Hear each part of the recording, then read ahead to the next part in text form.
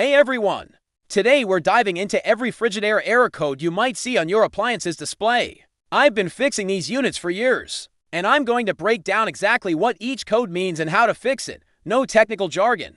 Just straight, easy to follow solutions. Let's start with the E11 code. Probably one of the most common ones you'll see. This means your freezer is taking too long to freeze.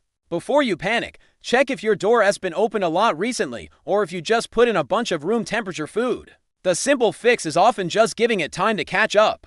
But if it persists, check your door seals for any gaps or damage, and make sure nothing's blocking your air vents inside the freezer. If you're seeing an E15 code, your freezer is actually too cold. First, check your temperature settings. Sometimes they get bumped accidentally. If the settings are correct but you're still getting the error, you might have a stuck temperature sensor. Try unplugging your fridge for about 5 minutes, then plug it back in. This often resets the sensor.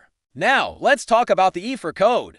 This one's related to your defrost system. Usually, you'll notice this along with frost building up in your freezer. The quick fix is to do a manual defrost. Unplug the unit, remove all your food, keep it in coolers, and let everything melt. But if the code comes back after this, you're looking at either a faulty defrost timer or heater. The SH code, this stands for sensor high, and means your temperature sensor is reading unusually high temperatures. First, check if your doors are closing properly. If they are, the sensor itself might need cleaning or replacement. You can clean it with a soft, dry cloth. But be gentle, these sensors are delicate. Getting an op code? That means open circuit, and it's usually related to your control panel. Start with the basics. Unplug your fridge for 5 minutes to reset it. If that doesn't work, check for any obvious damage to your control panel, like water damage or cracked displays. Here's a tricky one, the CE code. This indicates a communication error between your control board and display panel. The first fix to try is the power reset we talked about.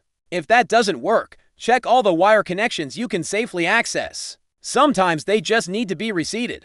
The PF code is actually not a problem, it just means you had a power failure. Your fridge is telling you it lost power at some point. Just press any button to clear it, but do check if your food is still cold enough to be safe. Let's talk about the high code. This means your fridge temperature is too high. First, check if your doors have been opened frequently or if you just loaded it with room temperature groceries. If neither of those is the case, check your condenser coils. They might need cleaning. They're usually either under or behind your fridge, and when they get dusty, your fridge has to work harder to stay cool. The low code means your temperature is reading too low. Check your temperature control dial. It might have been bumped to a colder setting. If the settings are correct but you're still getting the code, you might have a failing temperature sensor.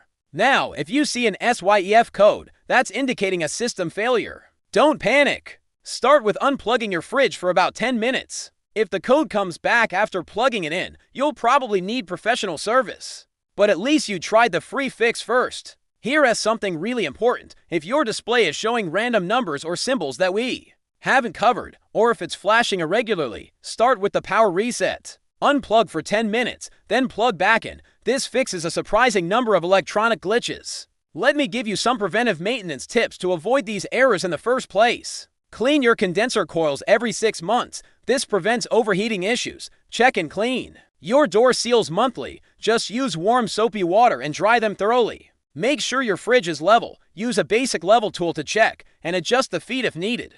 Here is a pro tip. Keep track of when these errors occur and what you were doing when they happened. This information is super helpful if you do end up needing a repair service. Also, make sure your fridge has proper ventilation, at least a few inches of space around all sides for air circulation. One more thing about error codes. If you try these fixes and the same code keeps coming back, don't keep resetting it hoping it'll magically fix itself. That usually leads to bigger problems and potentially spoiled food. It's better to call for service while the problem is still small. And here is a money-saving tip. If your Frigidaire is over 10 years old and starting to show multiple error codes, do some math. Sometimes investing in a new, energy-efficient model makes more financial sense than continuing to repair an older unit. That covers all the common Frigidaire error codes. Remember, most problems start small and get worse if ignored, so don't wait to address them. If you found this video helpful, please hit that like button and subscribe for more appliance repair guides. Drop your questions in the comments below.